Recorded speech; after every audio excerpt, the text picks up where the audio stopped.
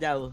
Ay. Tapos 5, ano ba dapat ino-open mo yung cab nyo tapos naka-block yun sa kanila? Depende sa hero.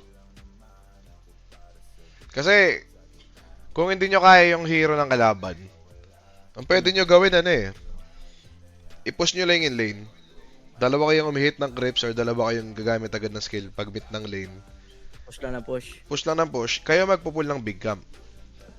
Tapos, yung small camp, kailangan open pa rin. Open mo talaga lagi. Kahit dun pa yung kalaban, open mo lagi yun. Tapos naman, kung di nyo sila kayang laning, maganda, ma-block nyo yung big camp. May mga senaryo na ano ba yun? Dito, tingnan natin yung mapa.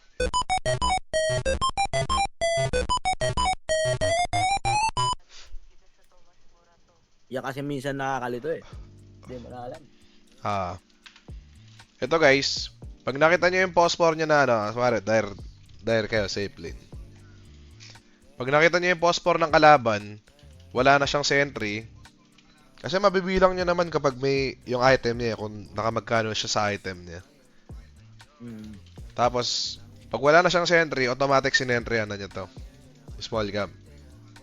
So, ang magandang gawin nun, i-deward mo agad to. Di ka pwede maging late sa lane pag ganun. Kung kailangan mo tumipi kahit andito ka na, dito ka na, tumipi ka. Or, lakarin mo konti, patiisin mo muna yung ano mo. Depende sa hero mo.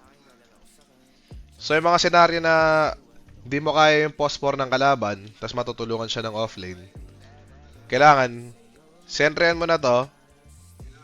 So, na-deward mo na to. Ikaw naman, pwede mo apakan lang to. Kasi, pwede mo apakan to, yung 1 minute, yung mga phosphor, sila pupunta dito. Kasi na-deward yung sentry nila eh.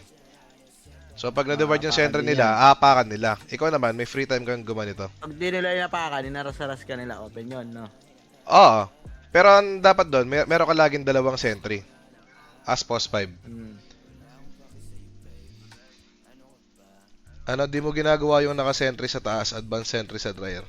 Advanced sentry ka talaga. Sobrang halata lang kapag nakita mong wala nang sentry yung phosphor. Pero may mga phosphor kasi nang ginagawa nila, kapag nakita nila yung replay mo na sinesentryan mo agad to, ang gagawin nila, sila naman yung late magsisentry. Parang ina-outplay ka nila, ay ito, nag-i-spam ng sentry dito to. Mamaya ako magsisentry. Madideward nila yung sentry mo, open yung dalawang camp. Kailangan micro 1 talaga. Tsaka maganda, pinapanood mo yung replay ng katapat mo. Kung tournament.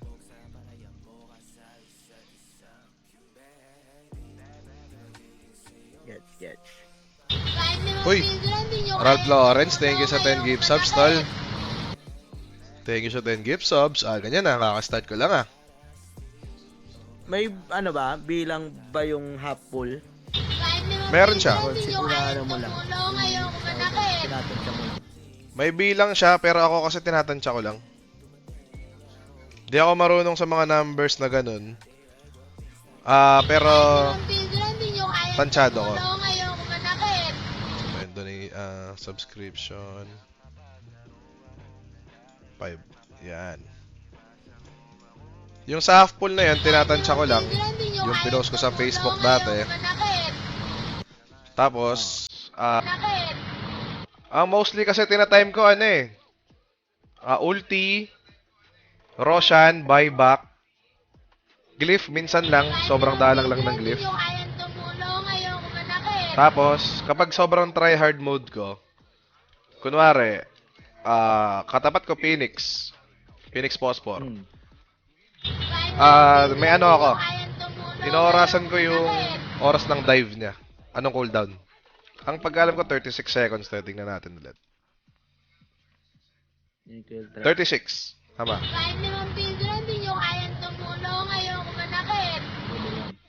36 seconds. So pag nangyari, kunwari, sinabi ko yung carry ko, harasin ko to, papagamit ako ng dive. Pag napagamit ko siya ng dive, ipiping ko yung time. May kasi ako may shortcut ako sa time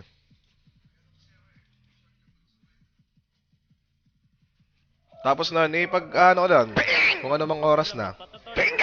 Tapos plus 36 lang.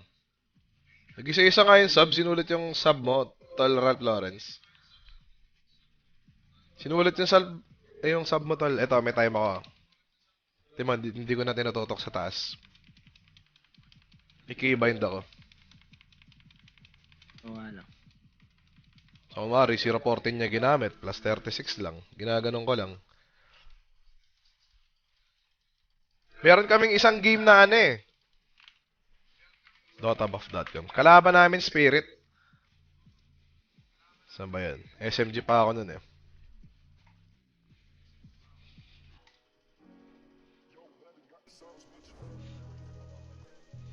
Paano naman kapag di mo makasundo carry mo sa lane? Imposible hindi kayo magkasundo pag tumagal, tol. Kailangan, ano yun, matagal kayo magdi-discuss nun. Hanggang sa makakuha kayo ng conclusion nyo.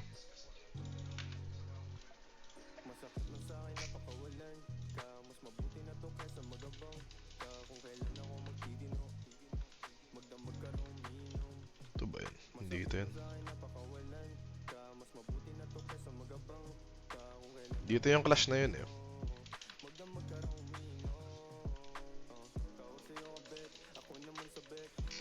Nga natin. Skip ko na lang.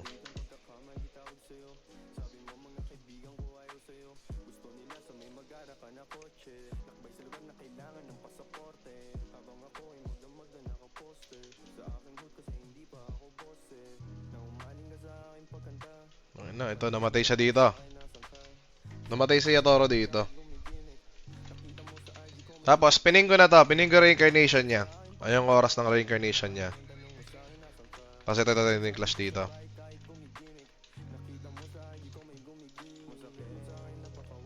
Roshan time yata to, parang gusto nila mag-Roshan. Ito namatay si mid 1. Tapos, ito sabi ko, guys, laban tayo, makunat ako. Sobrang kunat ko. Kasi namatay na yung carry namin. Reflexes mo dyan, naalis na, di ba? Ah. Feeling ko dito malakas kami kahit ano. Basta ako, ibibait nila. So, ganun nga nangyari. Binate nila ako. Sabi nung isa ata namin, hindi ko alam kung sino. Maybe he has reincarnation. Just go back. Sabi ko naman, wala pa tong reincarnation.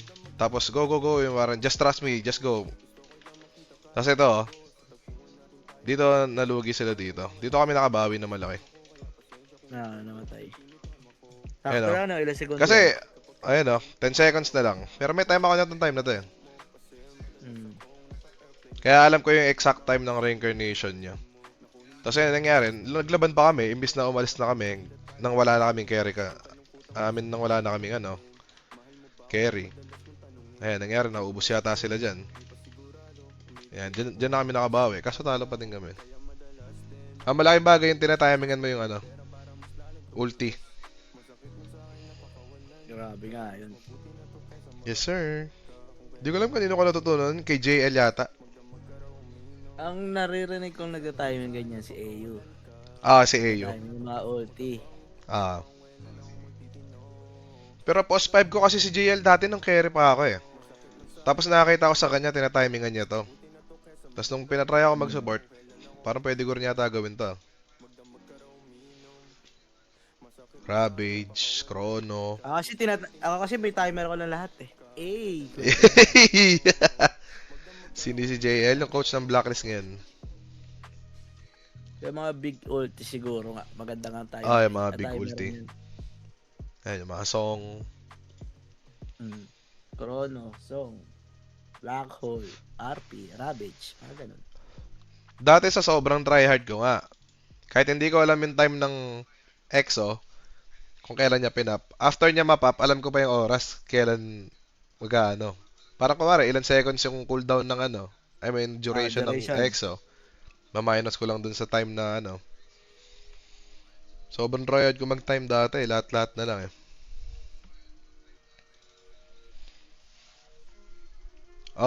Putangan na niya ha, pinagtatalin niyo ako, walang nagsasab. Tanginang yan.